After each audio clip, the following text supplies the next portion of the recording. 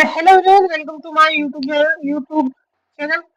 आज की इस लेक्चर के अंदर हम फर्स्ट ग्रेड के लिए बायोस्टैटिक्स और बायोइन्फॉर्मेटिक्स है सेकंड पेपर बायोलॉजी के लिए इसके लिए देखेंगे। ठीक है, तो इसमें देखिए किसी श्रेणी में बहुलक मूल्य क्या होता है। जो बहुलक मूल्य क्या होता है, जो सर्वाधिक आवर्ती वाला मूल्य होता है ना, वही होता है। ठीक है, देखो 5, 6, 5, 8, 6, 4, 10, 15, 8, 10, तो इसमें पूछा है बहुलक संख्याओं के लिए बहुलक मूल्य क्या होगा। तो इसमें बहुलक के अंदर जो कौन सबसे ज्यादा बार आ रहा है, 10 एक बार आ रहा है, 2 बार आ रहा है। ठीक है, तो 10 होगा। फिर देखो बहुलक का प्रयोग किस परिस्थिति में नहीं किया जा सकता, मोड़ का यूज नहीं किया सकता है। तो मतलब जब अनिश्चित हो रहा है, स्पष्ट हो। ठीक है, और चरम और जो चरम चरम मूल्य की अपेक्षा उपेक्षा नेगलेक्टिंग एक्सट्रीम वैल्यू जो है, और बीजगणित विवेचन का अभाव है। ठीक है, तो देखो केंद्रीय प्रवृत्ति के विभिन्न माप जो होते हैं ना, वो क्या होते हैं, वो हमारे होते हैं प्रथम श्रेणी के माप होते हैं। फिर देखो किस केंद्रीय प्रवृत्ति के माप में श्रेणी के सभी पद सम्मिलित नहीं होता है। श्रेणी के सभी पद जो है वो सम्मिलित नहीं होते हैं, है ना, जो नहीं होते हैं तो बहुलक के अंदर नहीं होते। किसी किस प्रवृत्ति में श्रेणी standard tendency does not include all the terms of series. तो इसमें ये हो जाता है, हमारा बहुलक हो जाता है। जबकि समांतर माध्य में होता है, हरात्मक माध्य में भी होता है, और गुणात्मक माध्य में होता है। इसका हमने पढ़ा था, जी हक पढ़ा था जो मैथमेटिक्स था ना। तो देखो मूल्य के अधिकतम संकेंद्रण का बिंदु क्या रहता है। मूल्य के अधिकतम संकेंद्रण का मूल्य क्या कहलाता है। The maximum point concentration of value is called. मूल्य के अधिकतम संकेंद्रण का बिंदु क्या कहलाता है, क्या कहलाता है, तो वो कहलाता है बहुलक कहलाता है। फिर देखो तैयार कपड़ों के माध्य आकार के लिए उपयुक्त केंद्रीय प्रवृत्ति की माप है, तो मेरे ख्याल से वो बहुलक ही होना चाहिए। 7 के अंदर 3 ही है। फिर एक समक समक समूह में एक से ज्यादा बार आने वाली संख्या जो है वो क्या होती है, बहुलक की होती है। ठीक है, मतलब जो ज्यादा बार रिपीटिंग होती है वो क्या होती है, बहुलक होती है। ठीक है, फिर बाद के अंदर देखें, यदि किसी सम्मक सेट के माध्य मध्य का बहुलक समान हो तो वह सम्मक वितरण क्या कहलाता है, तो वो कहलाता है असमरूपी कहलाता है। असमरूपी 9 में क्या है, समरूपी। असमरूपी नहीं, समरूपी कहलाता है। क्या कहलाता है, समरूपी। तो इसका आंसर हो जाएगा 1। ठीक है, आगे के क्वेश्चन देखते हैं। फिर देखें नेक्स्ट क्वेश्चन, किस सूत्र द्वारा विषम बहुलक का आकलन किया जाता है। मतलब जो विषम बहुलक है उसको कैसे पता करेंगे हम, उसको क्या पता कि निरंतर विधि के द्वारा करेंगे, समूहकरण विधि के द्वारा करेंगे, या एक दूसरे को नहीं। तो मेरे ख्याल से दोनों ही होना चाहिए इसके अंदर, फर्स्ट और सेकंड। ठीक है, थर्ड 10 में क्या होता है, थर्ड। तो टू नहीं नहीं नहीं, इसमें ये सारे नहीं है, सिर्फ क्या है, समूहकरण है।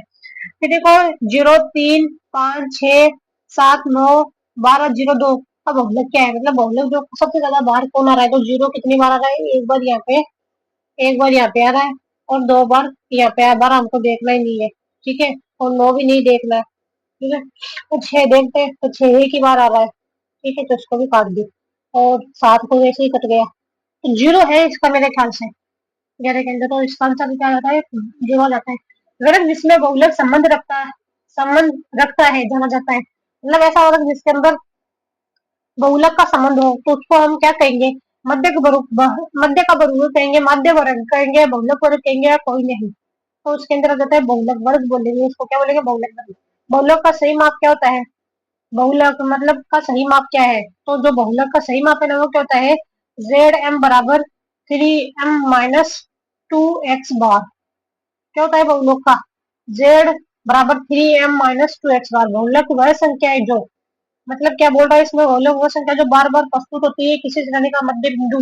ये तो नहीं है, अंकगणितीय माध्य जो संख्या से भारित हो, तो मेरे ख्याल से इसके अंदर उपरोक्त तभी तो नहीं आएगा, लेकिन फर्स्ट जरूर आ जाएगा। ठीक है, तो फर्स्ट में फर्स्ट कौन सा सबसे अधिक अस्थिर माध्य है। अधिक और अस्थिर माध्य कौन सा है, अधिक जो होता है ना, तो वो हमारा समांतर माध्य होते हैं, मध्य का होता है, गुणोत्तर माध्य होता है, या बहुलक होता है, वो बहुलक होता है। जब सभी मूल्य समान आवृत्ति के साथ उत्पन्न होते हैं तो क्या ज्ञात नहीं किया जा सकता। मतलब सभी मूल्य क्या है, समान आवृत्ति के साथ उत्पन्न हो रहे तो क्या ज्ञात नहीं कर सकते अभी हम उसके अंदर से। बहुलक याद नहीं कर सकते, माध्य याद नहीं सकते, मध्य का याद नहीं सकते, या सभी याद नहीं कर सकते हैं। तो इसका जो आंसर हो जाएगा तो वो बहुलक याद नहीं कर सकते। फिर देखो एक्स बार और जेड,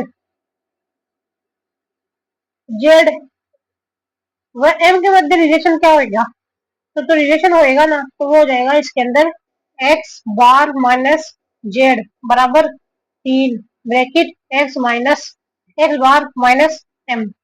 मध्य का एक श्रृंखला को कितने भागों में विभाजित करती है? मध्य का जो है, मध्य का वो कितने भागों में विभाजित करती है? 2 में करती है, 3 में करती है, 4 में करती है, या और उपरोक्त सभी? तो मेरे ख्याल से वो 2 में करती है, 18 के अंदर 2 के अंदर ही करती है।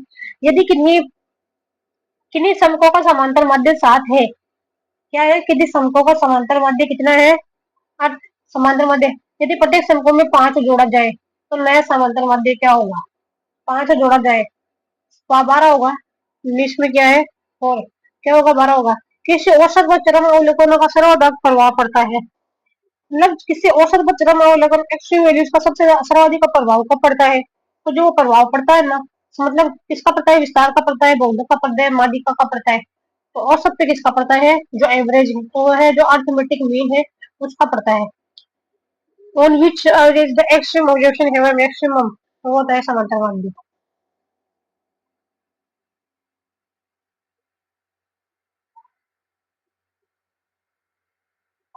फिर देखें, केंद्रीय प्रवृत्ति का सर्वोत्तम प्रयुक्त माप होता है, जो सेंट्रल टेंडेंसी का जो सर्वाधिक प्रयुक्त माप जो होता है वो कौन सा होता है? गणितीय बहुलक होता है, मोड होता है, मीडियन होता है, या फिर सभी होता है? तो मेरे ख्याल से गणितीय माध्य होता है, जो अर्थमेटिक मीन जिसको हम बोलते हैं, वो होना चाहिए, यही इसका आंसर है।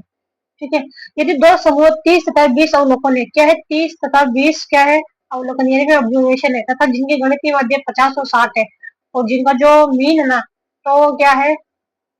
7 है, तो उसका संयुक्त माध्य क्या होगा? उसका संयुक्त माध्य क्या होगा? संयुक्त माध्य 20 क्या 52 होगा, 56 होगा, 54 होगा, या 55 होगा 22 के अंदर? वो हो जाता है 354, जो कि मेरे को नहीं पता, ये देखना होगा। कौन सा कौन सा माप मूल्य व पैमाने दोनों में परिवर्तित हो सकते हैं? कौन सा माप व पैमाने दोनों में परिवर्तित हो सकता है? माप जो है measure change change in both value and scale. कौन सा मूल्य, कौन सा माप मेजर वैल्यू और में स्केल दोनों के अंदर चेंज हो सकता है? मेरे ख्याल से वैल्यू में भी मूल्य तो समांतर माध्य, परमाणु माध्य, मध्य विचलन या समांतर समांतर माध्य होगा मेरे ख्याल से इसके अंदर, तो इसका आंसर है समांतर माध्य। फिर देखो, यदि x का मान कितना है? 30 है, तो श्रेणी में 10 10 20 30 40 50 में से x के लिए से लिए गए विचलनों का योग कितना होगा? ठीक है। यदि x का मान कितना है? 30 दे रखा है, तो श्रेणी 10 20 30 40 50 में से x के लिए गए विचलनों का मान हमेशा कितना होता है? 0 होता है, तो इसका आंसर क्या होता है? 1 हो जाता है। 24 में क्या जाता है? 1। फिर देखो, फिर देखो, किसी श्रेणी के प्रत्येक मूल्य के साथ एक स्थिरांक की कौन सी गणितीय सक्रिय करने पर माध्य है उसका अनुरूप में परिवर्तित हो जाती है? देखो, किसी श्रेणी के प्रत्येक मूल्य एक स्थिरांक की कौन सी गणितीय सक्रिय कराने पर, स्थिरांक की कौन सी गणितीय सक्रिय कराने पर माध्य भी उसी के अनुरूप परिवर्तित हो जाता है। हाँ? कौन सा है? तो वो है, मतलब योग भी है, गुणन भी है, और भाग भी है, जोड़ गुणा बाकी तीनों ही है। यदि किसी श्रृंखला का समांतर माध्य दे रखा है 15, यदि और इसी श्रृंखला के सभी पदों में 5 जोड़ दिए जाए तो नया समांतर माध्य क्या होगा? 20 होगा 26 में। ठीक है। यदि x माइनस ए बराबर क्या है? 0 है, तो a का मान क्या होगा? x माइनस ए समीशन समीशन x माइनस ए बराबर 0, तो a का मान क्या क्या कहलाएगा? माध्य का कहलाएगा, समांतर माध्य कहलाएगा, या फिर गुणोत्तर कहलाएगा? तो मेरे ख्याल से समांतर माध्य की कहलाएगा 27 में। ठीक है। प्रथम प्राकृतिक अंकों का समांतर माध्य होगा, प्राकृतिक संख्या का समांतर माध्य होगा, तो n+1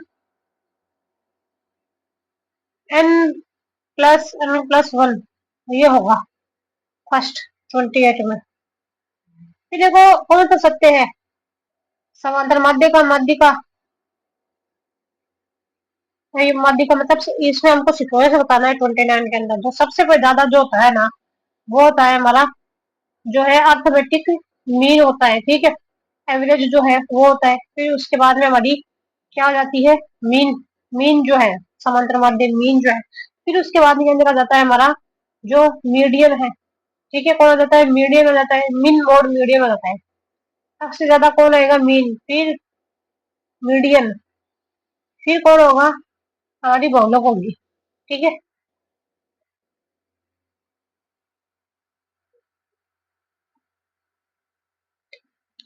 फिर देखें नेक्स्ट क्वेश्चन, अंकगणितीय माध्यों को निम्न प्रकार से ज्ञात किया जा सकता है, मतलब कैसे किस तरीके से ज्ञात करते हैं अंक जो अर्थमेटिक मीन है। समकोण की श्रेणी का मध्य बिंदु से ज्ञात कर सकते हैं, ठीक है। विषम श्रेणी के अंतरालों में सर्वाधिक आवृत्ति वाली संख्या, सभी संख्याओं के योग में संख्या का भाग देकर सभी संख्याओं का कुल योग। तो इसमें से मैं 30 के अंदर क्या दे रखा है, 3, सभी संख्याओं का योग में संख्या का भाग देकर, योग में क्या होगा, संख्याओं के मध्य श्रेणी। तो इसमें कहता है सभी संख्याओं के योग में, ये यूनिवर्सल ट्रूथ है, सभी संख्याओं के योग में क्या दे देंगे हम, संख्या का भाग दे देंगे। यदि x का मान कितना है, 2, 3, 4, 5, 6 है, तो x बार विचलनों के वर्गों का योग होगा। विचलनों का योग जो है वो कितना होगा, विचलनों के वर्गों का योग कितना होगा, 8। देखो ये कितनी है, 1, 2, 3, 4, 5, 5 है ये, ठीक है, 5 संख्या है ये। तो कितना हो जाएगा, 5, 5, 10, 6, 4, 10, 20, 5 का 5, 5, 10 करती है 15, 5 को 20। इसका आंसर मेरे को नहीं मिल रहा है, 31। क्या है, 2, 2 कैसे आया, ये इसको जोड़ करके 2 का भाग दिया तब तो 2 आएगा। इन सभी को जोड़ करके 2 का भाग दिया है तो कितना जाएगा, 2 रहेगा, क्योंकि ये 20 है। फिर देखो समांतर माध्य 20 है ना। तो किसका बोला है हमको, समांतर माध्य क्या बोला है, 20 है। तो 10, 15, x 20, 30 का मूल्य ज्ञात करना है। तो देखो हमको इसका मूल्य ज्ञात करना है ना।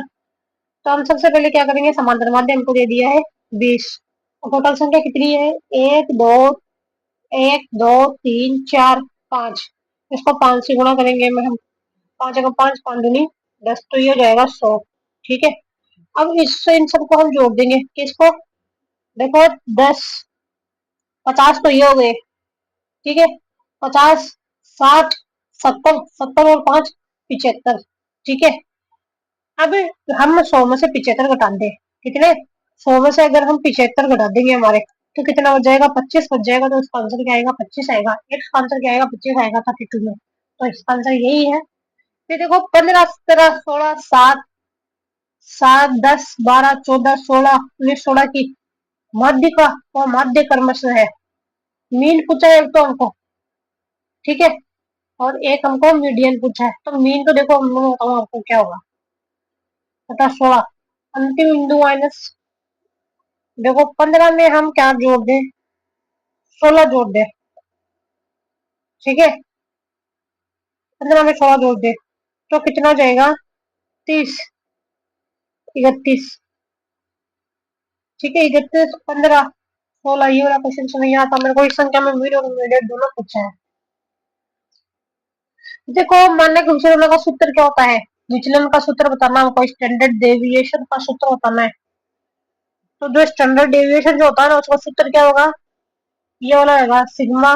देखो स्टैंडर्ड डेविएशन का सूत्र क्या होता है, सिग्मा बराबर रूट समीशन एक्स माइनस, देखो सिग्मा क्या आता है, इसका सूत्र क्या होगा, सिग्मा बराबर समीशन एक्स माइनस एक्स बार, ठीक है, का स्क्वायर आ जाता है, बट्टे में क्या आ जाएगा, एन आ जाएगा। मानक विचलन का गुण क्या होता है, मानक विचलन पूछा है, स्टैंडर्ड डेविएशन।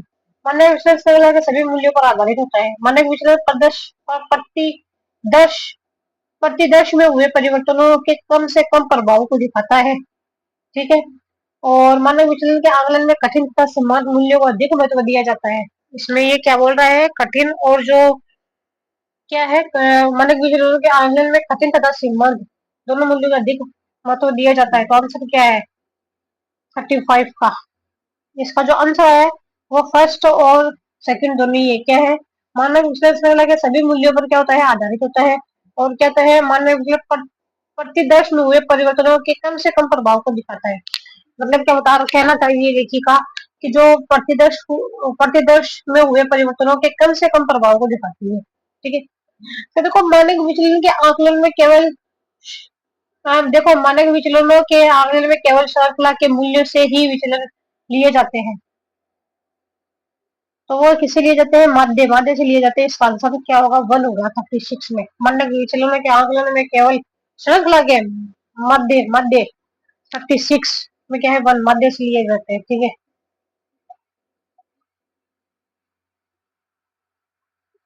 फिर देखिए हमको बताना है मानक विचलन बताना हमको। मानक विचलन विचलन 10, 12, 14, 16, 18, 22, 14, 26, 28 का मानक विचलन पूछा है हमको। मानक विचलन पूछा है इसका, तो मानक विचलन क्या होगा इसका? 37 का 1। अब देखो 10 विद्यार्थियों के अंकों का मान विचलन ज्ञात कीजिए। 10 विद्यार्थियों को क्या पूछा है इसमें? 10 विद्यार्थियों के अंकों का मान का विचलन ज्ञात करना हमको। तो कितने हैं? एक मान कितने हैं? अंक कितने? 2, 3, 10 विद्यार्थी है ये। तो फर्स्ट क्या आ रहे हैं? 43, दूसरे क्या आ रहे हैं? 48, तीसरे क्या आ रहे हैं? 65, चौथे क्या आ रहे हैं? 57, पांचवा क्या आ रहे हैं? 31, छह क्या आ रहे हैं? 30, सातवें क्या आ रहे हैं? 37, आठवें क्या आ रहे हैं? 48, नौवे क्या आ रहे हैं? 78 और 10वें क्या आ रहे हैं? 59। तो ये वाला आंसर मेरे को नहीं आता है, लेकिन फिर भी इसका जो आंसर है ना वो क्या है? 13.26 है। एक गांव में प्रति घर व्यक्ति की संख्या निम्नलिखित है। मतलब प्रति घर में हमको बोला है कि संख्या निम्नलिखित है। ठीक है, इनका समांतर मध्य मतलब मीन मोड मीडियम बहुत पूछा है। प्रति घर संख्या, घरों की संख्या 1, 6, दूसरे के अंदर कितनी है? 113, तीसरे के अंदर कितनी है? 120, चौथे के अंदर कितनी है? 95 और पांचवे के अंदर कितनी है? 60, छह के अंदर कितनी है? 42, सातवें के अंदर कितनी है? 21, आठवें के अंदर कितनी है? 14, नौ के अंदर कितनी है? 5, 10 के अंदर कितनी है? 4। ये बोला है हमको। तो इसका जो मिड मोड मीडियन हमको बताना है ना? 39 का जो है इसका जो मीडियन होगा ना वो कितना होगा? देखो जो मीन तो होगा 3, ठीक है, 3.76 और जो मीडियन है ना वो कितना होगा? माध्यिका जो है वो होगी 3 और जो बहुलक होगा वो कितना होगा? 2 होगा। देखो एक मछुआरा 50 मछलियों में से प्रत्येक का वजन कर रहा है। मतलब एक मछुआरा जो है 50 मछलियों में से प्रत्येक का वजन कर रहा है। उनका औसत वजन 50 ग्राम और मानने के विचलन कितना है? 2.5 ग्राम। जो एक मछुआरा है 50 मछलियों में से प्रत्येक का वजन कर रहा है, उनका औसत वजन कितना है? 50 ग्राम और मानने के विचलन कितना है? 2.5 ग्राम। बाद में ये औसत वजन कितना है? 50 ग्राम और मानक कितना पूछा? स्टैंडर्ड डेविएशन एवरेज जो बोला है। Deviate work out standard deviation. ठीक है, फिर बाद में बोले बाद में ये पाया गया कि मापने के पैमाने को गलत तरीके से रखा गया था। मतलब जो पैमाना था ना वो गलत तरीके से रखा गया था और हमेशा प्रत्येक मछली के वजन में 2.5 की कमी दर्ज की गई। और मतलब प्रत्येक मछली के वजन में मतलब जितनी भी बात हो रही है तो कितने की 2.5 की क्या हो रही है? कमी हो रही है। मछलियों का मध्य और मानक विचलन ज्ञात कीजिए। मध्य मीन पूछा है एक तो हमको, और हमको क्या बोला? स्टैंडर्ड डेविएशन पूछा है ना? तो इसका आंसर क्या होगा? जो देखो जो मीन है वो तो आएगा 52.5 और जो स्टैंडर्ड डेविएशन है मानक विचलन है वो कितना आएगा? 2.5। किसी बारंबारता बटन का मध्य मध्य है, माध्य का मध्य मीन तथा माध्य का कितना है? 30 है तथा मोड 28 है। तो इसमें बोला है कि जो मीन और जो मोड है वो तो कितना है? 30 है। ठीक है, तो मोड है ना मोड, और मोड कितना है? मतलब मीन कितना है? 30 है और 28 कितना, और जो मोड मीडियन कितना है? वो है हमारा 28। तो इसमें मोड पूछा है 41 के अंदर, तो मोड कितना होगा? 24 होएगा। कितना होएगा? 24 होएगा 41 में। एक परीक्षा में 10 छात्रों के प्राप्तांक माध्यिका है। मीडियन पूछ रहा हमको, जैसे कि 22, 26, 14, 30, 18, 11, 35, 21, भैया 12, 32। इसमें से हमको आंसर क्या निकाल के देना है? तो हो जाएगा 2 तो पहाड़ा कितनी बार बोलेंगे? 40 में इसका तो आंसर आता नहीं, लेकिन आंसर क्या आएगा 42 में, क्या है 2, 42 में क्या है 2, 24 से कम है। संजय बारंबारता से अधिक है। The point where is less than community frequency. ठीक है, पॉइंट ऐसा है, मतलब जो संचय बारंबारता से अधिक है, संचय बारंबारता का मतलब जहां पट्टी छेद करते हैं वह बिंदु कहलाता है। The point where is less than community, मतलब एक पॉइंट है जो कि किससे है, जो कम्युनिटी फ्रीक्वेंसी से less and is greater than community frequency curve. देखो जो एक पॉइंट है जो कि जो कम्युनिटी फ्रीक्वेंसी है उससे तो क्या है, कम है, क्योंकि जो कम्युनिटी फ्रीक्वेंसी का कर्व है उसका उससे ज्यादा है। तो वह ये बिंदु क्या कहलाता है, मतलब एक बिंदु ऐसा है जो कम्युनिटी फ्रीक्वेंसी संचय बारंबारता से तो क्या है, कम है, लेकिन कम्युनिटी फ्रीक्वेंसी का जो कर्व है उससे क्या हो जाएगा, अधिक है। तो ये जो पॉइंट है, ठीक है, उसको हम क्या कहेंगे, उसको हम मतलब शायद माध्य ही बोलेंगे 43। नहीं, उसको हम बोलेंगे मीडियन, ये हमारा गलत हो जाता है।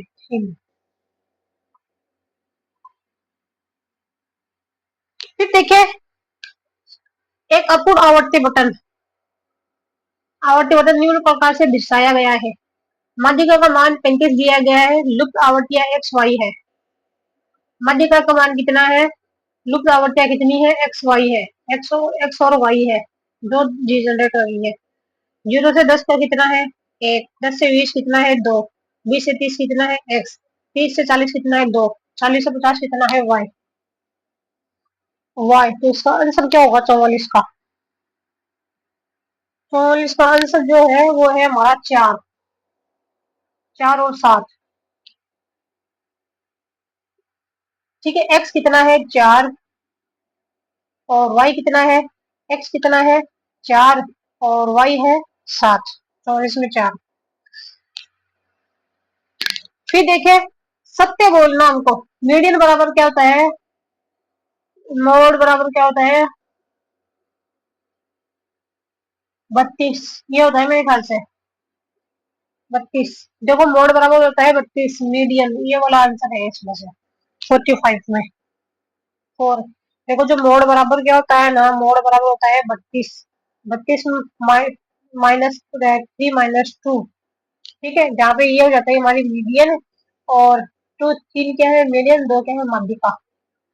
फिर है किस श्रेणी का बहुलक मूल्य होता है, बहुलक मूल्य, मूल्य होता है mode value, mode value of series, इसी श्रेणी का मोड वैल्यू हम किसको कहेंगे, मध्यवर्ती मूल्य मूल्य को कहेंगे, सर्वाधिक बारंबारता मूल्य को कहेंगे, न्यूनतम बारंबारता मूल्य को कहेंगे, सीमांत को कहेंगे। तो हम जो है मेरे ख्याल से इसका दूसरा होना चाहिए, सर्वाधिक बारंबारता मूल्य को कहेंगे 46 में 2, तो यही आंसर है इसका। तो देखो नीचे दी हुई बारंबारता सारणी के 60 किलोग्राम से कम वजन के व्यक्तियों की संख्या है, 60 से कम। तो इसमें से देखो ये इसको छोड़ दीजिए, हम यहाँ से 60 वाला स्टार्ट हो जाता है। तो ये देखो 17, ठीक है, 17 और 4 कितना 21, 21 और 5 कितना हो जाता है 26, तो इसका आंसर आ जाता है 26, आंसर आ जाएगा 47 में फर्स्ट। ठीक है, फिर एक आंकड़े 15, 14, 19, 20, 14, 15, 16, 14, 15, 18, 14, 19, 15, 17, 15 का बहुलक है। बहुलक बताना मुझे सबसे ज्यादा मोड में भी देखो 14, 1, 2, 2 है, 3 है, 4 है। ठीक है, ये कितनी बार है, 4 बार है।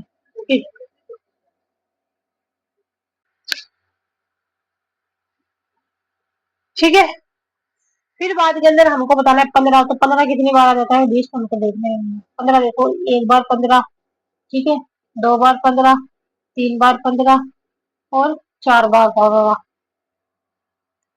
ठीक है, 1 से 15 कितने हो जाता है, एक, एक है, 2, 3, 4, तो 4 बार आ रहा है 15। 14 को देखें, 1 14, 2 14, 3 14, 4 14, 14 भी कितना है 4 बार 14। अब तू 16 को देख, 16 को देख, तो 16 कितने हैं, 16 कितने हैं, 17 तो है ही नहीं इसमें, 15 आएगा इसका आंसर, 15, 15 5 है, 5। 48 में कितना है 5, 48 में 2। ठीक है, देखो प्रथम 7 प्रेक्षणों का मध्य 18 है तथा अंतिम 7 प्रेक्षणों का मध्य प्रथम 7 का कितना है, 18 है। और अंतिम 7 का कितना है, अंतिम 7 प्रेक्षणों का माध्य कितना है, 20। सातवां प्रेक्षण ज्ञात कीजिए यदि सभी 13 प्रेक्षणों का माध्य 15 है। तो बोलना है हमको सातवां प्रेक्षण ज्ञात करना है। सातवां प्रेक्षण ज्ञात कीजिए यदि सभी 13 प्रेक्षणों का माध्य कितना है, 19 है। सभी 13 प्रेक्षणों का माध्य कितना है, 19 है, 49। 49 में कितना है, 19। तो ये होता है 3। कितना होता है, 3। 49 में क्या है, 3।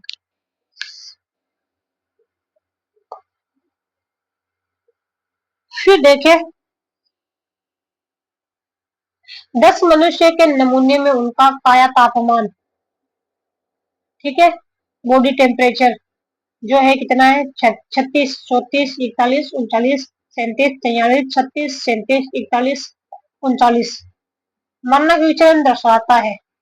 कौन सा मानक विचलन दर्शाता है? 50 के अंदर मानक विचलन कौन सा दर्शाएगा, इसके अंदर जो मानक विचलन है वो 2.65 वाला दर्शाएगा। ये ना 2.65 वाला डीएनए सीक्वेंस अलाइनमेंट का सॉफ्टवेयर है। डीएनए 2.65 डिग्री सेंटीग्रेड 50 ठीक है।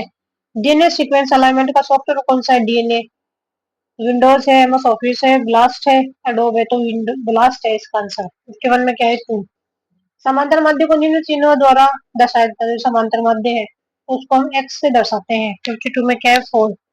फिर देखो सहसंबंध गुणांक निम्न के बीच की संख्या है। सहसंबंध गुणांक निम्न में से किसके बीच की संख्या है, सहसंबंध कनेक्शन कोफिशिएंट जो है किसके बीच की संख्या, 53 में क्या है, 4। ये है -1 और किसकी, +1 की। कौन सा अंश टी परीक्षण में शामिल नहीं है, टी परीक्षण के अंदर शामिल नहीं होता है, टी टेस्ट के अंदर शामिल नहीं होता है। तो ये सार्थकता, असार्थकता और संभाव्यता और बहुलक। सार्थकता, असार्थकता और बहुलक कौन सा है, तो 54 में आ जाता है बहुलक। कौन सा है, बहुलक।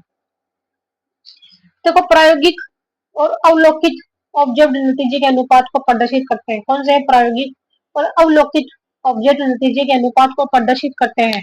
55 में क्या है, 1। तो काई सॉफ्टवेयर द्वारा किया जाता है, किसके द्वारा किया जाता है, थीटा वैल्यू द्वारा, वेरिएंस अनुपात द्वारा, या इनमें से कोई नहीं होगा। देखो प्रायोगिक और अवलोकित ऑब्जेक्ट नतीजे के अनुपात को प्रदर्शित करते हैं, काई सॉफ्टवेयर के द्वारा करते हैं। देखो काई सॉफ्टवेयर परीक्षण का इस्तेमाल किया जाता है, काई सॉफ्टवेयर परीक्षण का इस्तेमाल किया जाता है तो काई है। काई सॉफ्टवेयर परीक्षण तो स्टूडेंट टी टेस्ट के लिए, मानक विचलन के लिए, गुडनेस ऑफ फिट के लिए। और जो काई है मेरे ख्याल से वो स्टूडेंट टी टेस्ट के लिए किया जाता है। नहीं, ये गलत है तेरा आंसर। ये हो जाता है काई टेस्ट जो है, कौन सा है, 56। तो 56 में ये गुडनेस ऑफ फिट के लिए, फ्रूट के लिए किया जाता है। आरोग्य में व्यवस्थित परीक्षण जैसे कि 42 है, 48 है, x+15 है, x+17 है, x+20 है, और 58 और 60 का माध्य क्या है, 53 है। 60 का माध्य कितना है, 53। इन आंकड़ों को माध्य पूछा है। आरोग्य क्रम में व्यवस्थित परीक्षण जैसे कि 42 arrange in ascending order, median पूछा है उनको। 42, 42, 48, x+15, x+17, x+20 और 58 और 60 का माध्य 53 है। तो इन आंकड़ों का माध्य क्या होगा, 57।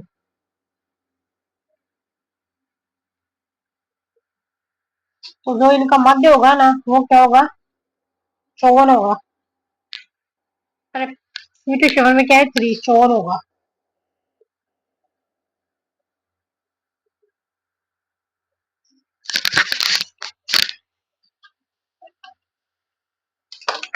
तो देखो निम्नलिखित के मूल्यों का माध्य का मूल्य है।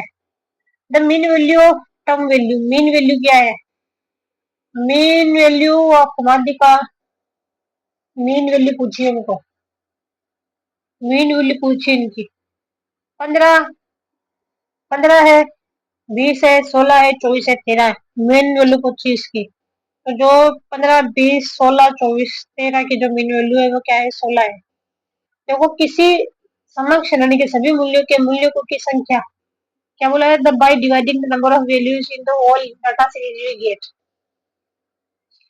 देखो किसी समग्र श्रेणी डेटा सीरीज के सभी मूल्यों में मूल्यों की संख्या का भाग देने पर प्राप्त होता है। डाटा सीरीज में तो हमको समांतर माध्य मिलता है शायद। मूल्यों में सभी मूल्यों में मूल्यों की संख्या का भाग देने पर क्या मिलता है 59 में, तो समांतर माध्य मिलता है। जूतों का औसत आकार जानने के लिए उपयुक्त है, तो जूतों का हम बहुलक से जानेंगे। माध्य का संबंध माला को कितनी बार भागों में विभक्त किया जाता है? माध्य का संबंध माला को कितनी बराबर भागों में विभक्त किया जाता है? तो वो है हमारा 2। माध्य का संबंध माला इस into how many equal part million data, तो 2 के अंदर डिवाइड हो जाता है। देखो कौन सा गणितीय माध्य नहीं है, arithmetic not a mathematical mean. Mathematical mean जो है वो बहुलक नहीं है, ठीक है, बहुलक नहीं है मैथमेटिकल मीन, जबकि समांतर माध्य है, गुणोत्तर माध्य भी और हरात्मक माध्य भी है। 62 के अंदर क्या है 3। फिर देखो संबंधी माध्य पोजिशनल मीन जो है वो बताना हमको, तो ये हमारा पोजिशनल माध्य वन भी माध्य का भी और बहुलक भी मॉडल मीडियन दोनों होता है 63 में। 4 आ जाएगा, तो इसका आंसर क्या आएगा 4। फिर कौन सा सीमांत मूल्य में सर्वाधिक प्रभावी होता है? Middle marginal. सीमांत का मतलब होता है मिडल मार्जिनल, सर्वभाग प्रभावित होता है मिडल मार्जिनल के अंदर। समांतर माध्य ही होता है शायद मेरे ख्याल से, तो बहुलक ये तो नहीं है, तो यही है शायद समांतर माध्य 64 में क्या है 2। समूहकरण वृत्ति का प्रयोग किस माध्यम में करते हैं? समूहकरण जो है समूहीकरण, ग्रुप ग्रुप वृत्ति का प्रयोग किसमें करते हैं? समांतर माध्य, मध्य का, गुणोत्तर माध्य। गुणोत्तर माध्य, तो ये मेरे को पता नहीं है किसमें करते हैं। समांतर माध्य में करते हैं, मध्य में करते हैं, बहुलक में करते हैं, गुणोत्तर में करते हैं। किसमें करते हैं 65, तो वो बहुलक में करते हैं समूहकरण रीति का प्रयोग। श्रेणी का पद श्रेणी का प्रत्येक पद गणना में शामिल होता है। श्रेणी का प्रत्येक पद गणना में शामिल होता है। समांतर माध्य है, माध्य का है, बहुलक है। गणना के अंदर तो शायद मेरे ख्याल से ये होता है समांतर माध्य होता है 66 में 1। गणना करनी है तो ये इसका आंसर सही है मेरा। देखो कौन सा औसत ऐसा है जो एक श्रेणी में कभी कभी अपने अपने सामान्य सूत्रों से ज्ञात होता है? कौन सा ऐसा औसत है जो श्रेणी में कभी कभी अपने सामान्य सूत्रों से ज्ञात होता है? तो कौन सा समांतर माध्य है, माध्य का है या बहुलक है? तो मेरे ख्याल से इस समय ये होना चाहिए समांतर माध्य होना चाहिए 67 के अंदर, है ना, तो इसका आंसर सही है। ठीक है, एक वर्ग मध्य बिंदु निम्न प्रकार ज्ञात किया जा सकता है। जो वर्ग का मध्य बिंदु है, मिड पॉइंट जो है, अपर सीमा में से अधर सीमा घटाओ, अपर सीमा से लोअर, अपर और अधर सीमा के अंतराल को जोड़ दो, उनका जो गैप है उसको जोड़ देना। अपर लोअर सीमा के अंतर में 2 से भाग दे करके, अंतर में 2 से भाग देकर अपर व लोअर सीमा के योग में 2 से घटाकर मर्ग बिंदु जो है मिड पॉइंट किसी वर्ग का स्क्वायर, मिड पॉइंट कैसे निकालेंगे हम चीज, तो वो है 64 में अपर व लोअर सीमा का योग करते हैं, जो अपर लिमिट है, ठीक है, और जो लोअर लिमिट है, उन दोनों को हम जोड़ देंगे और उसमें क्या कर देंगे 2 का डिवाइड भाग कर देंगे, तो इसका आंसर है 4 68 का। फिर देखिए एक परक परीक्षा में किसी कक्षा के विद्यार्थियों द्वारा निम्न निम्नानुसार अंक प्राप्त किए गए हैं। टेस्ट एग्जामिनेशन एक परक परीक्षा मतलब एक इसमें सर पूछा हमको, रेंज पूछी है। रेंज मतलब क्या होता है? हाईएस्ट माइनस लोएस्ट होता है, तो 81 में से अगर हम क्या बता दें 62 बता देंगे, ठीक है, तो हम तोड़ देंगे, पहले इसको 3 को दे दे रखेंगे, ठीक है, 2 में से 81, ठीक है, 81 में से हमको क्या घटाना है, क्या घटाना है 62 घटाना है, तो देखो 81 में से 62 घटाना है, तो देखो 20 में अगर हम पहले तो कितने बच जाएंगे 20 20 60 गए, 20 2 जोड़ दे 63, ये तो नहीं है मेरे ख्याल से 33 होना चाहिए। 81 में से 60 चल जाए, 60 में से अगर 80 में से 60 गए ठीक है, तो कितने बचेंगे? 20 बचेंगे। 20 में से 2 और घटा दी, 20 में से 2 और घटा देगी, 18 बचेगा। 18 में एक और जोड़ दे, 18 में से 17 होना चाहिए मेरे ख्याल से, 17, 69 में, 69 में क्या है 4, तो ये 33 है, जो कि क्या है आंसर, लेकिन मेरा इसका गलत है। ठीक है, इसका आंसर क्या आएगा? 69 का 4। एक अध्यापक ने खराब प्रदर्शन के कारण प्रत्येक विद्यार्थी को 10 अंक बोनस देने का निर्णय किया। मतलब जो एक टीचर है, खराब प्रदर्शन के कारण प्रत्येक विद्यार्थी को मतलब कितने अंक देने का निर्णय किया? 10 अंक बोनस देने का निर्णय किया। इनमें से कौन सी संख्या माप बोनस अंक देने के पश्चात भी परिवर्तित नहीं होगी? जो है मतलब बोनस अंक दे दिया तब भी परिवर्तित नहीं होगी, तो प्रश्न नहीं होगा शायद मेरे ख्याल से, तो यही है इसका आंसर, प्रश्न नहीं है। यदि संख्या 2, 3, 1 तथा 11 का मानक विचलन 3.5 है, जो मानक विचलन है कौन सी है? 11 कितनी है? 2, 3, 1, 1, 4 का मानक, तो निम्नलिखित में से कौन सा सही है? तो हमको मानक विचलन दे रखा है ये, तो सही बताना हमको। 71 में क्या है? 2। क्या हो जाएगा इसका आंसर?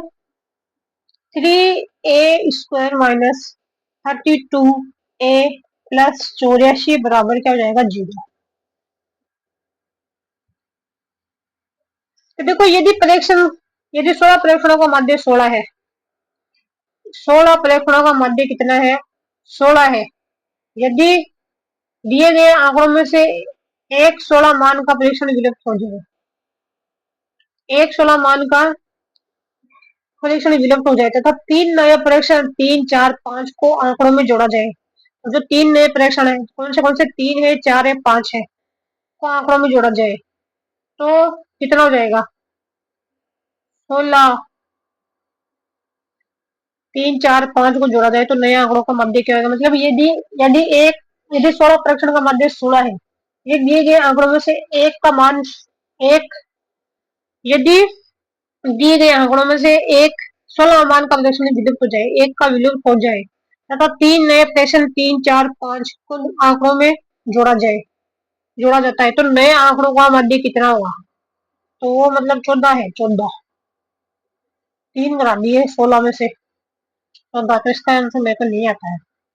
n प्रेक्षणों का मध्य x बार है, यदि प्रथम प्रेक्षण में n प्रेक्षणों का मध्य कितना है? x बार है। ठीक है, यदि प्रथम परीक्षण में फर्स्ट द्वितीय में फर्स्ट द्वितीय में सेकंड तृतीय में फर्स्ट द्वितीय में सेकंड तृतीय में और इस प्रकार बनाया जाता है, तो नया मध्य बराबर होगा। नया बराबर मध्य किसका होगा? तो होगा हमारा x बार p होगा प्लस n+1 बटे में 2। थर्ड होना चाहिए मेरे ख्याल से इसका, तो इसका आंसर थर्ड ही है। तो देखो परमाप विचलन के गुणक का सूत्र है, परमाप विचलन, coefficient of standard deviation, standard deviation का कोफिशिएंट हमको पूछा है, तो वो होता है सिग्मा बट्टा एक्स हो जाता है। क्या हो जाता है? सिग्मा बट्टा एक्स।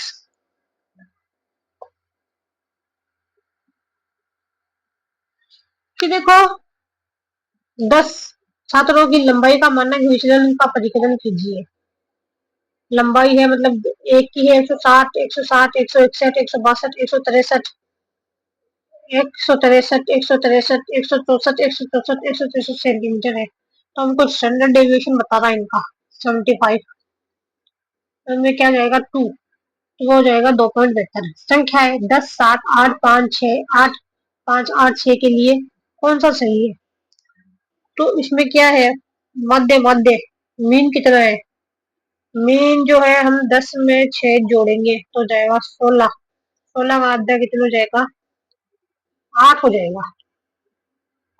संख्या का भाग देंगे 1, 2, 3, 4, 5, 6, 7, 8, 9, और मोड कितना है?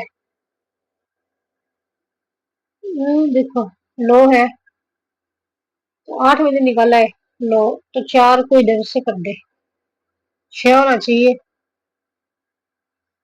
6, तो ये तो गया मध्य। मोड कौन सा इसके अंदर सबसे ज्यादा रिपीट कौन हो रहा है? 10, 6 हो रहा है, 6, 6 हो रहा है, तो मध्य और मध्य का दोनों क्या बराबर है? 76 में मेरा 1 होना चाहिए। मध्य और मध्य का क्या है? बराबर है, तो इसका आंसर मेरा सही है। ठीक है, एक चर का उसके विचलनों का योग माध्य से लिए गए विचलनों का योग शून्य होता है। ये आंसर है इसका। ये भी मेरा सही है। 7 में क्या है 1।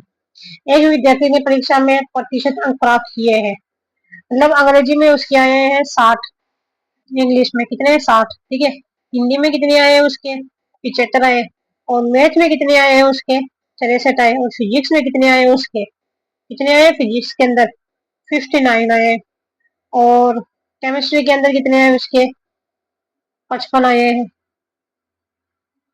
तो 1 2 1 3 3 का बाद दिया गया हो, यदि कर्म का बाद दे रखा है 1 1 2 1 3 3 का बाद दिया गया हो, विद्यार्थी का भारित माध्य ज्ञात करो। भारित माध्य पूछा हमको तो हो जाएगा 61.5 होगा। ये देखो 10 अवलोकनों का माध्य 20 है। देखिए 10 अवलोकन है, ऑब्जर्वेशन है, इसका माध्य कितना है 20 है। माध्य कितना है 20, और मीडियन कितना है 15। यदि प्रत्येक अवलोकन में 6 जोड़ा जाए तो 6 जोड़ा जाए, है ना। तो नए अवलोकनों का सेट मोड ज्ञात करना है हमको। मोड में अगर 6 जोड़ेंगे तो क्या जाएगा हमारा, ये 10 अवलोकनों का मध्य और मध्य का कितना है, इतने अवलोकनों के सेट का बहुलक मोड पूछा हमको। बहुलक पूछा हमको, बहुलक पूछ लिया तो कितना होगा 36 होगा, 15 होगा, 26 होगा, 11 होगा। तो 79 में क्या है 3, 11 होगा। ये मेरे को नहीं आता है। तो देखो दिए गए अवलोकनों के समांतर माध्य ऐसे लिए गए विचलनों का बीजीय योग होगा।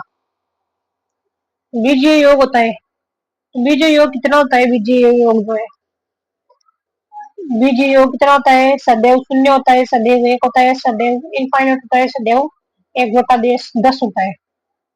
दिए गए अवलोकनों के समांतर माध्य से लिए गए विचलनों का योग जो है वो कितना होता है, विचलनों का योग जो है वो सदैव शून्य होता है। 80 में क्या जाएगा 1 होगा। ये सही है मेरा।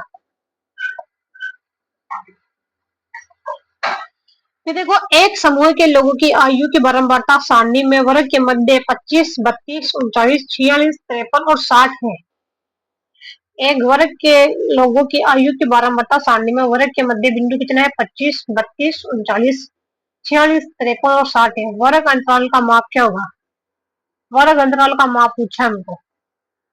एक समूह के लोगों की आयु की बारंबारता वर्ग का मध्य बिंदु कितना है 25, 32, 39, 46, 53, 60 है। वर्ग अंतराल का माप क्या होगा, तो इसका आंसर मेरे को नहीं आता है, तो ये देखना पड़ेगा। तो ये है इसका कितना होता है 81 में 2, जो कि कितना है 7। बायो इन्फॉर्मेटिक्स में हिडन मार्कोव मॉडल एचएमएम की भूमिका क्या है।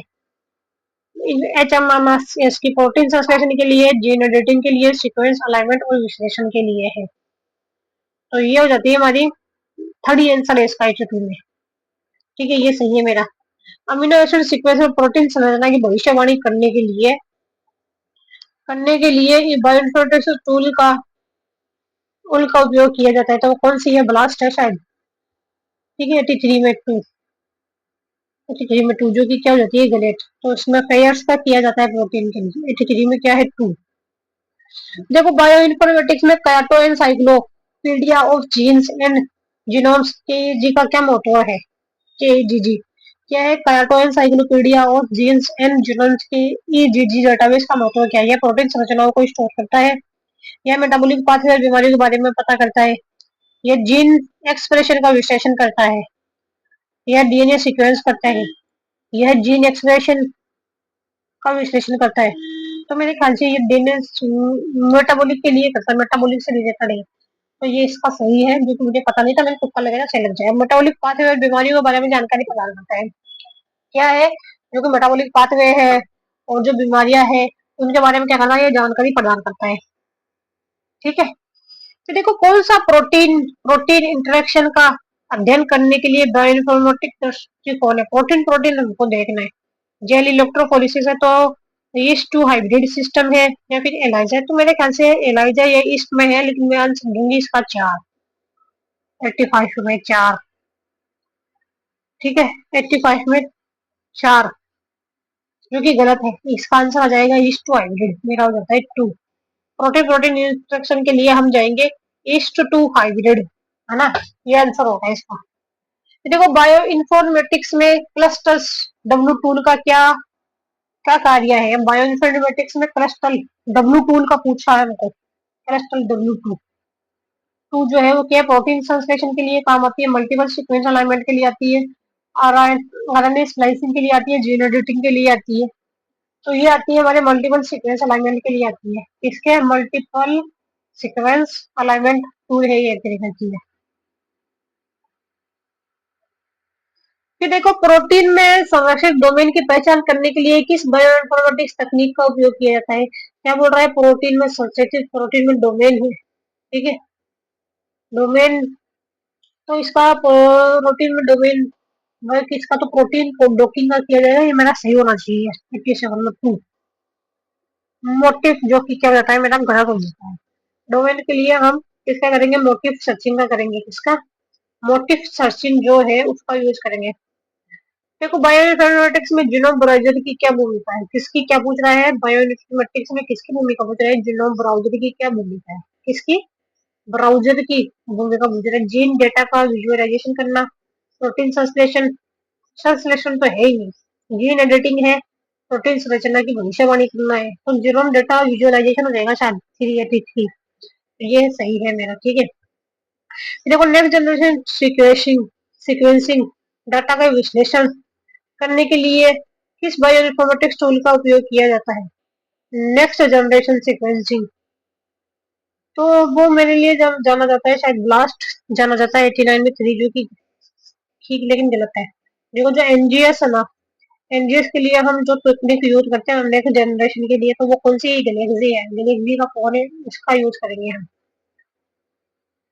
फिर देखो बायोइन्फॉर्मेटिक्स में basic local alignment search tool blast का क्या उद्देश्य है, प्रोटीन की भविष्यवाणी करना, सीक्वेंस समानता की खोज, जीन एडिटिंग भविष्यवाणी तो करती नहीं है, आरएनए इंटरफेरेंस भी नहीं करता है, तो सीक्वेंस समानता की शायद खोज कर सकता है। 92 में क्या होता है, 2, तो ये मेरा सही हो जाता है, ठीक है। तो देखो आरएनए सीक्वेंस रचना की भविष्यवाणी करने के लिए किस बायोइन्फॉर्मेटिक्स टूल का उपयोग किया जाता है। अब आरएनए की पूछना है हमने, डीएनए में तो देखो हमने देख प्रोटीन का जो फायर से है, और डीएनए अगर हमको नेक्स्ट जनरेशन करना है जो कि डीएनए के लिए किए जाती है, उसके लिए हम किसका, गैलेक्सी का यूज करेंगे।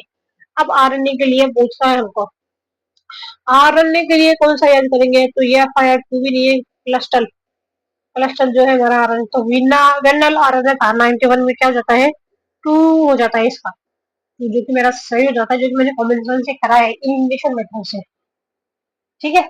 तो एफ आर टू जो है वो तो हो जाता है हमारा 14 के लिए होता है। देखो बायोइन्फॉर्मेटिक्स में सिंगल न्यूक्लियोटाइड पॉलीमॉर्फिज्म एसएनपी का क्या महत्व है, जो एसएनपी है इसका पूछा है। उनका उपयोग आरएनए सीक्वेंसिंग में किया जाता है, किसमें किया जाता है, आरएनए सीक्वेंसिंग में किया जाता है। वे जेनेटिक बदलाव से जुड़े होते हैं, किससे जुड़े हैं, जेनेटिक बदलाव से जुड़े हैं, ये भी नहीं है। वे प्रोटीन संरचनाओं की भविष्यवाणी को करते हैं, ठीक है, ये गलत आ जाते हैं। ये जीन एडिटिंग में शामिल होते हैं, एडिटिंग में भी काम नहीं है इसका।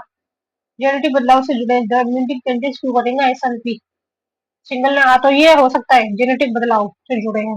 92 में 2 होना चाहिए, 92 में 2, तो ये मेरा हो जाता है स्ट्रेटजी मैंने कॉमन सेंस से करा है। देखो बायोइन्फॉर्मेटिक्स में जीन एक्सप्रेशन, एक्सप्रेशन प्रोफाइलिंग की क्या भूमिका है। बायोइन्फॉर्मेटिक्स जो है उसमें जीन एक्सप्रेशन प्रोफाइलिंग की भूमिका क्या है, मौसम के पैटर्न का अध्ययन करना, जिसकी जीन तो करेगी मौसम के जीन एक्सप्रेशन, जीन एक्सप्रेशन इस तरह के विश्लेषण करना, analysing the gene expression levels के बारे में बताएंगे, जो बताएगी जीन की क्लोनिंग करेगी, जीन की क्लोनिंग करेगी, ये भी नहीं होगा, क्लोनिंग क्यों करेगी, जीन एक्सप्रेशन हाँ क्लोनिंग हो सकता है ये, प्रोटीन संरचनाओं की भविष्यवाणी करना।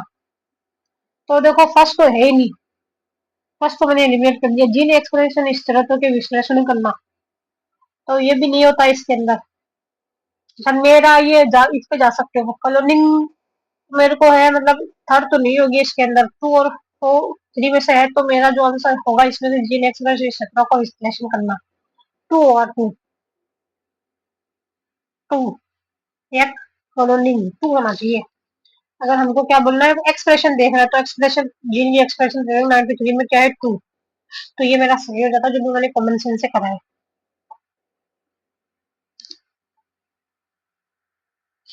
तो देखो ट्रांसक्रिप्शन कारकों के लिए डीएनए बाइंडिंग साइट्स की भविष्यवाणी करने के लिए किस बायोइन्फॉर्मेटिक्स टूल का यूज किया जाता है? ट्रांसक्रिप्शन कारकों के लिए डीएनए बाइंडिंग साइट्स की भविष्यवाणी भविष्यवाणी करने के लिए किस which bioinformatics tool is use to predict DNA binding site और ट्रांसक्रिप्शन फैक्टर? ट्रांसक्रिप्शन फैक्टर देखो इसमें ये बोल रहा है ट्रांसक्रिप्शन कारकों के लिए डीएनए बाइंडिंग साइट्स की भविष्य करने के लिए किसका यूज किया जाता है? डीएनए बाइंडिंग साइट जो ये तो नहीं है, कोलेस्ट्रॉल आरएनए के डीएनए थी और ये प्रोटीन के लिए थी और ये गलत है, तो इसमें M M M E site site हो जाती है 94 में क्या है 2, जो कि मेरा जाता है सही। ये मैंने कॉमन सेंस से ही करा है। बायोइन्फॉर्मेटिक्स में जीनोम असेंबली असेंबली का क्या काम है? जीनोम असेंबली, ठीक है। जीनोम असेंबली जो है प्रोटीन संश्लेषण, जीन एडिटिंग, सीक्वेंस डेटा से पूर्ण जीनोम का पुनर्निर्माण, आरएनए हस्तक्षेप, आरएनए इंटरफ्रेंस। तो यह है मेरे ख्याल से सीक्वेंस डेटा से पूर्ण जीनोम का निर्माण करना। Reconstruction of complete genome, genome assembly पूछा है तो हम क्या करेंगे? Reconstruction of genome assembly from sequencing. 95 में क्या है 3, तो ये मेरा सही हो जाता है, जो कि मैंने कॉमन सेंस से करा है। फिर देखो पर्सनलाइज्ड मेडिसिन का हमको एप्लीकेशन बताना है। जो इलेक्ट्रोफोरेसिस के अंदर होता है, फार्माकोजेनिक्स में होता है, डीएनए सीक्वेंसिंग में होता है, एलाइजा में होता है, तो इसका आंसर 2 होगा। 96 का तो सही हो जाता है। फिर देखो सिग्निफिकेंस बताना हमको किसका?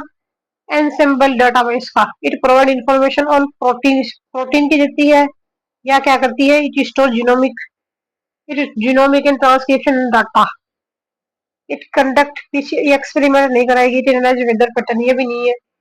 और प्रोवाइड, ये तो डेटाबेस, तो ये एक तरीका की genomic store genomic and transcription data, तो इसका 97 का 2 हो जाता है मेरे ख्याल से। 2 होना चाहिए और ये 2 तो मैं काट ही देती हूँ, ठीक है।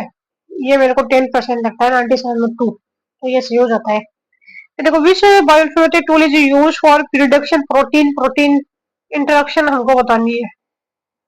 कौन सी बतानी है? प्रोटीन प्रोटीन इंटरेक्शन के लिए टूल कौन सी है? टूल तो ये तो जो थी ना M E binding site transcription, तो ये भी नहीं है। कि क्लस्टर जो है डीएनए के लिए है, ब्लास्ट जो है प्रोटीन के लिए, ये गलत है, तो स्ट्रिंग हो जाएगी, ठीक है। कौन सी है हमारी स्ट्रिंग? प्रोटीन प्रोटीन इंटरेक्शन के लिए 92 में क्या है 1, 98 में क्या है 1, जो कि सही हो जाती है। फिर what is the purpose of motif discovery in bio informatics?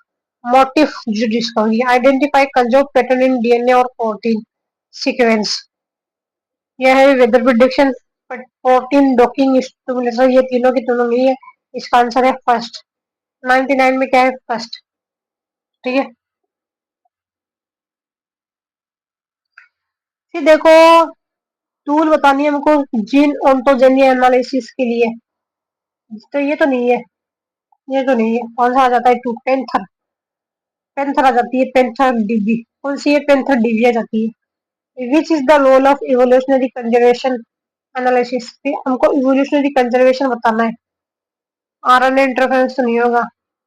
Identify conserve region, region in genome, studying protein interaction, evolutionary जो है। एनालाइजिंग जीन एक्सप्रेशन, इसका आंसर मेरे को नहीं आता है, तो मेरे ख्याल से ये 3 होना चाहिए। 101 में 3 है। आइडेंटिफाई कंजर्व रीजन, जो इवोल्यूशनरी कंजर्व्ड कंजर्वेशन है। फिर है हमको बताना है प्रिडिक्ट, प्रिडिक्ट सब सेलुलर प्रोटीन, प्रिडिक्ट सब सेलुलर प्रोटीन लोकलाइजेशन। कौन सी है? सब सेलुलर, तो ये तो नहीं है, ये भी नहीं है, ये भी नहीं है। तो सब सेलुलर के लिए क्या जाएगी? हमारी पोस्ट हो जाएगी। कौन सी आएगी? पोस्ट। कौन सी पोस्ट? सब सेलुलर के लिए पोस्ट 102 में क्या है 2, तो ये सही हो जाता है मेरा आंसर।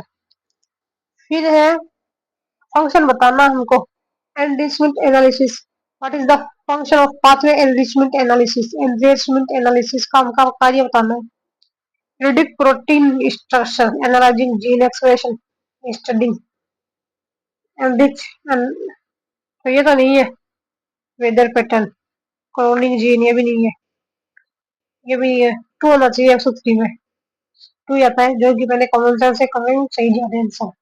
फिर देखें which biological technique is use for studying non coding RNA, non coding RNA electrophoresis तो नहीं है, पीसीआर भी नहीं है, आरएनए नॉन कोडिंग तो माइक्रोआरएनए आना चाहिए उसका। लेकिन मेरे को आरएनए सीक्वेंस में कंफ्यूजन है। नॉन कोडिंग आरएनए माइक्रोआरएनए आना चाहिए 104 में 1, 104 में क्या है 2, 2 जो कि हमारा क्या होता है गलत, आरएनए सीक्वेंस करते हैं हम। फिर बताना है हमको इपिजेनेटिक्स बताना है। इट सिंथेसाइज न्यू जीन्स नहीं, it analyse weather, it produce protein तो इसका आंसर आ जाता है first. It study changes in the gene expression without altering DNA sequence, क्या करती है चेंजेस करती है डीएनए के अंदर gene, it study gene expression changes in gene expression without altering DNA sequence को अल्टर किए बिना। 105 में क्या है 1, ये आंसर हो जाता है। फिर देखो 2 gene expression clustering, gene expression clustering के लिए तो ये तो नहीं है, ये भी नहीं है, ये भी नहीं है, तो इसका जाता है हायरार्कियल क्लस्टरिंग हो जाती है। कौन सी हायरार्कियल क्लस्टरल, जीन एक्सप्रेशन क्लस्टरिंग के लिए कौन सी जाती है हमारी हायरार्कियल क्लस्टरल, 2 106 में 2, जो कि सही हो जाता है। ये देखो बायोइन्फॉर्मेटिक्स क्या है, ये है इसका study of biological system development of new pharmaceutical study of plant genetics, इसका आंसर आ जाता है 7वां में 107 में क्या जाता है 2, 107 में क्या है 2। Note common application of bioinformatics, bioinformatics की कौन सी नो कॉमन एप्लीकेशन नहीं है, protein structure with drug design genome तो ये नहीं है इसकी। 108 में क्या है 3, ये आंसर आ जाएगा 108 में क्या है 3, आंसर आ जाता है। फिर देखो genome in the construct study protein complete set of an organism, 2 आ जाता है complete set of an organism. DNA 109 में क्या जाता है, 109 में क्या जाता है 2, 2 में क्या जाता है 2। फिर देखो हमको बताना है प्रोग्राम लैंग्वेज, प्रोग्राम लैंग्वेज जो कि बायोइन्फॉर्मेटिक्स में यूज होती है, जावा पाइथन तो ये तो नहीं है, एचटीएमएल भी नहीं है, जावा और पाइथन में से है जो कि मेरे को पता नहीं है। 110 में क्या है तो पाइथन यूज होती है, कौन सी होती है पाइथन यूज होती है, ठीक है। फिर देखना हमको commonly stored ascending biological data, stored and assessing biological data, इसका भी मेरे को नहीं आता, तो 112 में क्या जाता है 112 में क्या आता है 3, एनसीबीआई जीन बैंक, ओ यही थी, ये मैंने पढ़ा था, oh sorry NCBI national centre for biotechnology institute. फिर देखो फाइलोजेनेटिक ट्री यूज होता है इसके अंदर, तो इसका अंदर आ जाता है 2, 113 में क्या है 2, 113 में क्या है 2, ठीक है, ये आंसर हो जाता है हमारा। फिर देखो होमोलॉजी मॉडलिंग के बारे में बताना है हमको, होमोलॉजी मॉडलिंग प्लांट फिजियोलॉजी है, homology modelling predict analyse gene expression हो सकता है 114 में 1, 114 में 2, गलत हो गया मेरा, इसका आंसर ये है टू प्रिडिक्ट प्रोटीन स्ट्रक्चर, जो कौन बताता है होमोलॉजी मॉडलिंग, प्रोटीन स्ट्रक्चर बताता है ये। फिर बताता है सीक्वेंस, सीक्वेंस के लिए हम कौन सी यूज करेंगे तो हमारी ब्लास्ट है, इसका 115 में क्या है 1। प्रोटीन डॉकिंग जो है predict protein protein studying cell membrane weather, answer क्या जाएगा इसका फर्स्ट आ जाएगा। 116 में क्या है फर्स्ट। फिर देखो machine, what is the role of machine learning in bioinformatics, machine learning का मतलब क्या है studying plant genetics, producing new pharmaceuticals, analytical biological data, इसका आंसर आ जाता है 2, 117 का क्या है 2। नोट बताना है हमको डेटाबेस कौन सा यूज नहीं होता है इसमें से, देखो ये तो होता है इसमें है ना, और प्रोटीन डेटा बैंक ये भी होता है। National institute of health, European molecular biology में कोई 2 में से लग रहा है, 2 में से और 3 में से, नेशनल इंस्टीट्यूट ऑफ हेल्थ और यूरोपियन मोलिकुलर बायोलॉजी लेबोरेटरी, तो मैं 4 पे जाना चाहूंगी, तो मेरा गलत हो सकता है। 118 में क्या है 2, जो कि क्या जाता है मेरा हो जाता है माइनस के 6 पॉइंट, मेरे पास क्वेश्चन चले जाते हैं number. National institute of health से रिलेटेड ही है। फंक्शन जीनोमिक्स बताना हमको बायोइन्फॉर्मेटिक्स के अंदर। ये तो नहीं होगा, ये भी नहीं होगा, ये भी नहीं होगा। इसका आंसर जाता है 2। 119 में क्या जाता है 2। फिर देखो मल्टीपल सीक्वेंसिंग के लिए यूज होती है binary search, Mars algorithm, Newton Raphson algorithm, Smith watermelon algorithm. 120 में स्मिथ वाटरमेलन एल्गोरिदम, न्यूटन, ये मेरे को नहीं आता है। मर्ज सॉर्ट एल्गोरिदम या बाइनरी मल्टीपल सीक्वेंस अलाइनमेंट। 120 में क्या है 1, तो वो था स्मिथ वाटरमैन वाटरमैन एल्गोरिदम जो है वो आ जाती है इसके अंदर। ठीक है,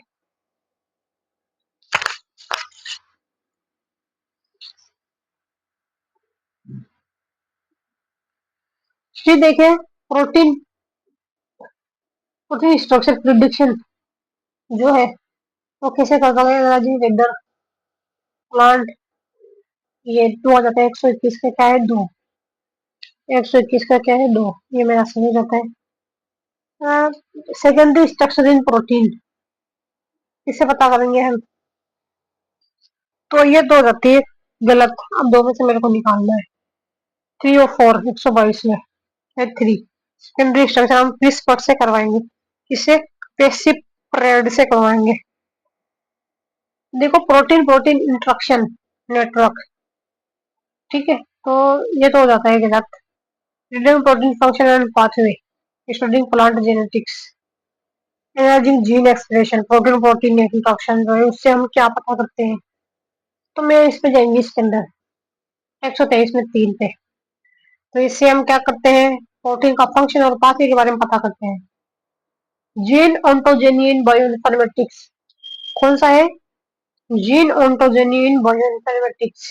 ontogeny function adaptation of gene with the DNA sequence और प्रोटीन स्ट्रक्चर प्रोडक्शन। तो मेरा आंसर जाता है 3। 124 में क्या है 3। फिर देखो tool is transmembrane protein topology. इन दो में से आ जाता है ट्रांस मेम्ब्रेन टोपोलॉजी के लिए कौन सी यूज होती है। 125 में क्या है 3। T TMH MM। फिर use path, what is the role of pathway analysis in bioinformatics, whether analyzing gene prediction colon। तो इसका आंसर आता है predicting protein function and interaction. क्या है, predicting protein interaction and function. फिर बाद में देखो 126 में क्या है 2। हो गलत हो जाता है मेरा 126 में। क्या जाएगा इसमें 2। वापिस देखें 26 में क्या आ जाएगा 2। पाथवे पाथवे इन बायोइन्फॉर्मेटिक्स। पाथवे जो है वो किसके लिए यूज होता है एनालाइजिंग जीन प्रिडिक्शन 126 में। फिर देखो which of the following is bioinformatics approach to study gene expression. Gene expression के लिए हम क्या यूज करेंगे, तो जेल इलेक्ट्रोफोरेसिस नहीं, जीन एक्सप्रेस कर रहा है नहीं, पीसीआर तो प्रोटीन का पता करती है। माइक्रो अरे होना चाहिए मेरे ख्याल से इसमें, कौन सा होना चाहिए माइक्रो अरे। 127 में 3, तो ये मेरा सही हो जाता है। ठीक है, फिर देखें कंपेरेटिव जीनोमिक्स जो है किसमें यूज आती है। कंपेरेटिव जेनेटिक्स जो है compare genome of different species, plant genetics. Cloning क्यों करेंगे इसमें, कंपेरेटिव जीनोमिक्स। जीन का एक्सप्लोशन भी नहीं कर सकते तो इसमें कंपेयर करेंगे जीनोम ऑफ डिफरेंट स्पीसीज। ठीक है, तो इसका आंसर आता है 3। 128 में 3। ठीक है, तो मेरा सही हो जाता है। फिर देखिए algorithm used in sequence alignment के अंदर हम किसको कर देते हैं, निर्मल वेस्टमैन न्यूटन रॉक्सन एल्गोरिदम। तो मैंने ये पढ़ा था अभी, न्यूटन रॉक्सन एल्गोरिदम। 129 में क्या है 2। 129 में 2 जो कि मेरा जाता है गलत। क्या आता है इसके अंदर 1 आ जाता है निडलमैन वॉश एल्गोरिदम। आरएनए सीक्वेंस जो है कैसे पता करेंगे, predicting protein structure cloning gene, studying protein, protein structure, तो इसका आंसर आ जाता है 2। Analysing gene expression at RNA level, 130 में क्या है 2, जो कि मेरा सही हो जाता है। NCBI, national centre for biotechnology information, ठीक है। वेब पोर्टल जो वो किसके लिए, storing retrieving biological sequence, drug design, gene generating tool, ये इसका आंसर आ जाता है टूल। क्या करता है, storing and retrieving biological sequence, क्या है बायोलॉजिकल सीक्वेंस, 132 में क्या है 2, ये सही हो जाता है। 3D स्ट्रक्चर जो है फिजिलेशन पीडीबी, तो यूनिप्रोट होना चाहिए 3D स्ट्रक्चर के लिए, तो मेरे ख्याल से जहां तक, या फिर इस पे जाऊंगी मैं, इसको मैं टू में भी मेरे को थोड़ा थोड़ा कंफ्यूजन है। 132 में क्या है 3, 132 में क्या है 3, जो कि मेरा हो जाता है गलत। इसका आंसर यही है, RCSBPDB, ठीक है। देखो BLAST, basic local alignment search tool, full form क्या है इसकी, basic local alignment search tool. इसकी feature of which of the following web portal, ये है हमारा एनसीबीआई। क्या है फीचर ऑफ की फीचर एनसीबीआई, तो 133 में क्या है 2, ये मेरा सही हो जाता है। यूनिप्रोट वेब पोर्टल प्राइमरी किसके ऊपर फोकस करता है, ये protein sequence and function information, ये है phylogenetic tree, metabolic pathway, gene assembly. Protein sequence के बारे में बताता है और फंक्शन के बारे में बताते हैं। 134 में क्या है मेरा 2, मेरा सही हो जाता है ये, ठीक है। फिर बताना है हमको analysing gene expression function annotation gene tune, बताना हमको कौन सा जीन use for analysing gene expression and function annotation, analysing gene expression and function annotation gene tool जो है, ये है gene expression and function annotation gene of list, 132। तो इसमें हम केजी तो नहीं है, form database of for annotation visualisation and integration discovery, David क्या है, database for annotation visualisation and integration discovery. 135 में क्या है 1, ये सही हो जाता है इसका।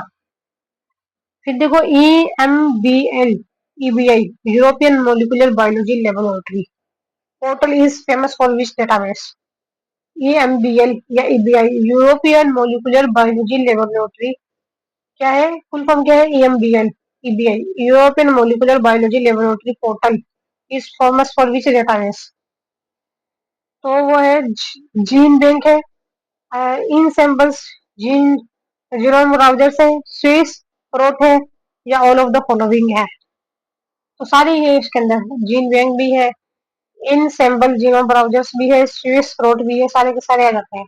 देखो KEGG, कैरेक्टर एनसाइक्लोपीडिया और gene and genomics web portal जो है वो किसके लिए यूज होता है, लिटरेचर सर्च है, sequence alignment, pathway mapping and system biology, structure production के लिए भी नहीं होता है, सीक्वेंस अलाइनमेंट हो सकता है, ये इसलिए मेरे को अच्छा आंसर नहीं पता है इसका, तो ये है pathway for pathway mapping and system biology है।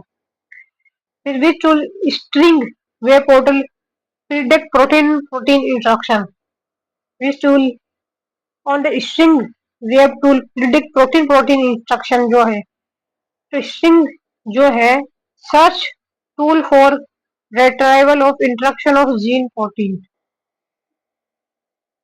क्या है सर्च टूल है इसके लिए, सर्च टूल फॉर रिट्राइवल और ऑफ इंटरेक्टिंग जीन या प्रोटीन, ये हो सकता है 138 में 2।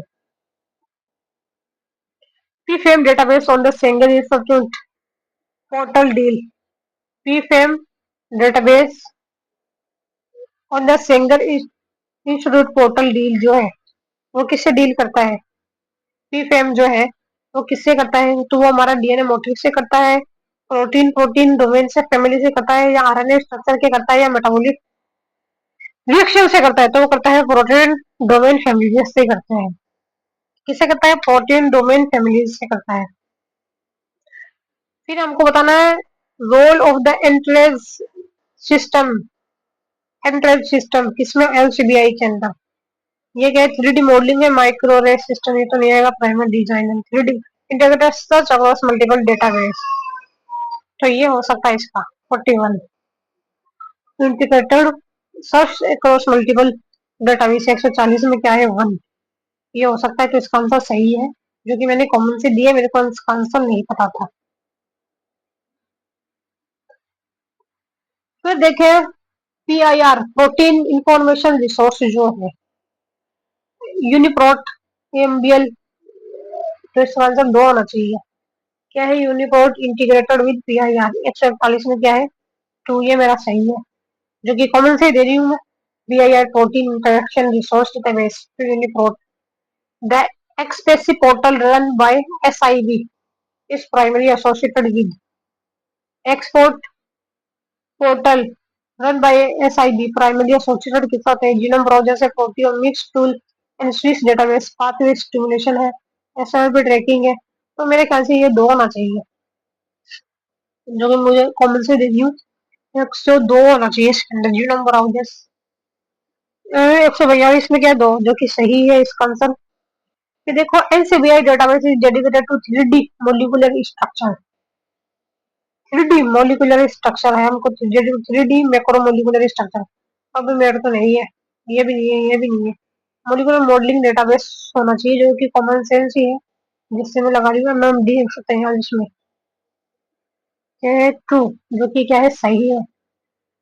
Web logon EMBL EBI is use for, web logo कौन सा EMBL EBI, जो किसके लिए यूज होता है, gene ontology enrichment, protein folding के लिए, सीक्वेंस अलाइनमेंट के लिए वेब लोगो, और EMBL EBI लोगो जो क्रिएटिंग सीक्वेंस लोगोस और मल्टीपल अलाइनमेंट, मतलब ये क्या है, ये जो लोगो है वो क्या करता है, लोगो बनाता है मल्टीपल अलाइनमेंट्स के लिए, ठीक है।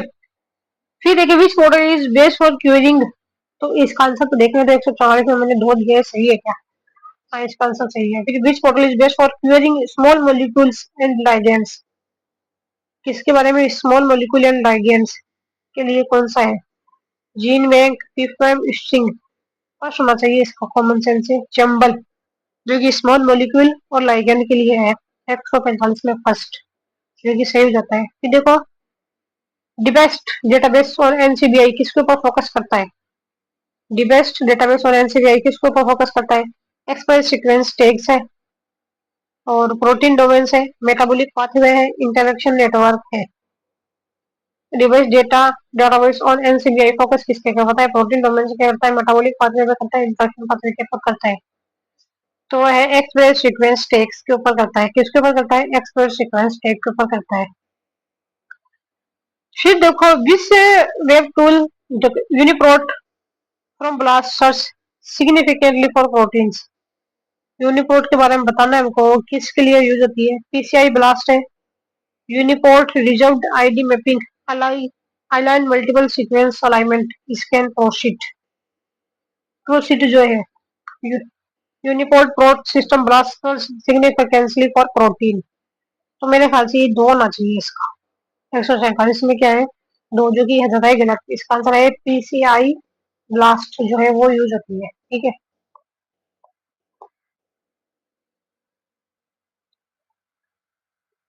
फिर देखें the WormBase portal is specialised for, WormBase portal microbial interaction plant pathway, human genomics के लिए हो सकता है ये, ह्यूमन जीनोमिक्स 148 में 1 होना चाहिए, देखो देखो शाइन चेक करो, इसमें 148 में 1 है क्या, 148 में क्या है 1, जो मेरा गलत है, ये होता है जो वर्म बेस पोर्टल है वो किसके लिए, जो हमारा मॉडल ऑर्गेनिज्म सी लिखा है उसके लिए है। Which database on KEGG, environmental information method metabolism, और डेटाबेस है KEGG, deal with environmental information and metabolism, कौन सा है इसका आंसर, डायरेक्ट ही देखना पड़ेगा क्योंकि तुक्का क्या ही लगाओ नहीं आता है। 139 में क्या है 3, तो KEGGEC क्या है, के enzyme commission, KEDG deal with environmental information, जो केईडीजी एनवायरमेंट के साथ में इंफॉर्मेशन कौन सा है, इसी केईडीजी इसी एंजाइम कमीशन। अपोलो पोर्टल किसके लिए यूज होता है, जो अपोलो पोर्टल है जीनोम एनोटेशन के लिए use, and curator protein, literature search और प्राइमर। ठीक है, तो ये मेरे ख्याल से इसका आंसर मैं फर्स्ट देना चाहूंगी, जीनोम एनोटेशन। ये है या नहीं है? 50 में क्या कर दीजिए यस साइन। इसके साथ ये क्वेश्चन कंप्लीट होता है, आगे हम नेक्स्ट के अंदर देखेंगे। तब तक के लिए बाय बाय और टेक केयर।